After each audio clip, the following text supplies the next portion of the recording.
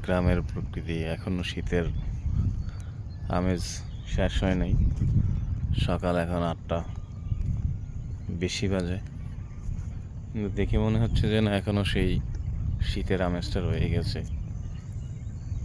গ্রামের সেই চাষবাস, সয়াবিন, মরিচ, এটা হচ্ছে কলির শাক বা খেসারি।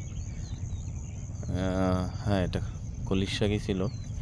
আবার এর মধ্যে দেখা যাচ্ছে মশারির ডালও করা হয়েছে। তো এটা মূলত গরুর খাদ্যের ঘাস হিসেবে করে, আবার চাষের জন্য খাওয়ার জন্য ডাল হিসেবে করে। তো জানি না এটা কী হিসাবে করা হয়েছে, গরুর খাদ্যের জন্য না আমাদের খাবারের ডাল হিসেবের জন্য। ওদিকে টমেটো গাছ, ওদিকে সয়াবিন গাছ, ক্ষেত, এপাশে সেই সর্বগ্রাসী মেঘনা নদী।